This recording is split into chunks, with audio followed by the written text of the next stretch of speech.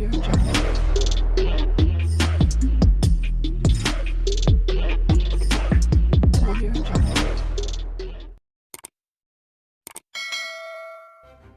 kasih kerana memilih channel ini. Sebelum kita mulakan video ini, sila pertimbangkan untuk menekan butang like, share dan subscribe dan aktifkan butang lonceng anda agar anda sentiasa mendapat info-info percuma pada setiap hari dari channel kami. Dan tinggalkan komen anda kerana komen anda amatlah dihargai.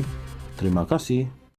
Penyandang Parlimen Klang Charles Santiago memfailkan saman pemula terhadap Datuk Seri Ismail Sabri Yaakob, Kerajaan Malaysia dan Suruhanjaya Pilihan Raya SPR susulan pembubaran Parlimen yang dibuat Perdana Menteri kemarin.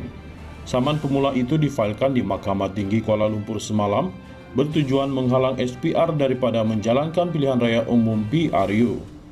Berdasarkan salinan saman pemula yang difailkan dan dilihat BH, Charles menuntut supaya satu deklarasi bahawa kuasa yang terletak pada Yang di-Pertuan Agong mengikut Perkara 55/2 Perlembagaan Persekutuan hanya boleh dilaksanakan mengikut Perkara 40/1 dan -1A.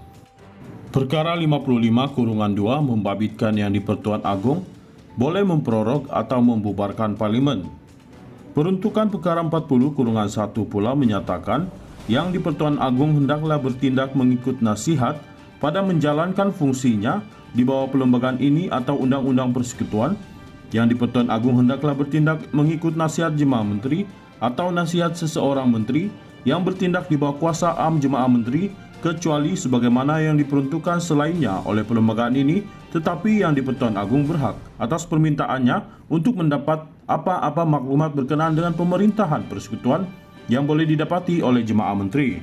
Manakala 1A adalah sewaktu menjalankan fungsinya di bawah perlembagaan ini atau Undang-Undang Persekutuan jika Yang di-Pertuan Agong dikehendaki bertindak mengikut nasihat, atas nasihat atau selepas menimbangkan nasihat, Yang di-Pertuan Agong hendaklah menerima dan bertindak mengikut nasihat itu.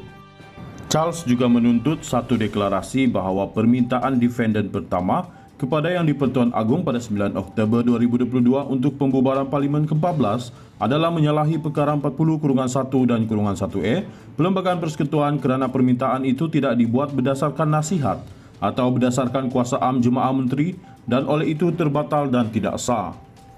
Beliau juga menuntut satu deklarasi bahawa pembubaran Parlimen ke-14 pada 10 Oktober 2022 seperti yang dimaklumkan melalui PU-E 320 tidak mengikut Perkara 55/2 dibaca bersama Perkara 40/1 dan -1A Perlembagaan Persekutuan dan tidak mempunyai kesan undang-undang.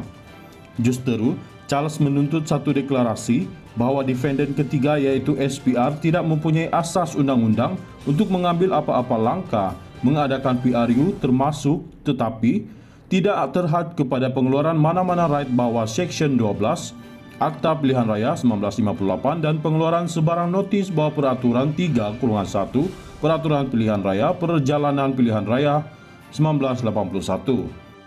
Beliau juga memohon suatu perintah dikeluarkan Mahkamah Tinggi untuk menghalang defendant ketiga dan ejen perkhidmatan dan atau pekerjanya daripada mengambil sebarang langkah untuk mengadakan PRU berdasarkan kepada pembubaran itu termasuk tetapi tidak terhad kepada pengeluaran sebarang right bawah Seksyen 12 Akta Pilihan Raya 1958, pengeluaran mana-mana notis bawah Peraturan 3/1 Peraturan Pilihan Raya Perjalanan Pilihan Raya 1981 dan atau daripada memberi kesan kepada mana-mana right atau notis sedemikian jika dikeluarkan. Beliau turut menyertakan afidavit sokongan yang antara lain menyatakan antara fakta menyokong saman pemula berkenaan termasuk banjir yang melanda pada Disember 2021 serta bantahan parti-parti yang tidak bersetuju dengan pelaksanaan dalam situasi ketika ini. Sementara itu, Charles ketika dihubungi mengesahkan tindakan terbabit sambil memaklumkan akan mengeluarkan satu kenyataan media mengenainya hari ini. Salam, saya hantar kenyataan dalam masa terdekat, katanya secara ringkas. Kemarin, Perdana Menteri mengumumkan beliau mendapat perkenan Yang di-Pertuan Agong bagi pembubaran Parlimen ke-14. Ia selaras Perkara 40/2-B dan Perkara 55/2 Perlembagaan Persekutuan apabila Yang di-Pertuan Agong bertindak menurut budi bicara baginda untuk memperkenankan permintaan itu.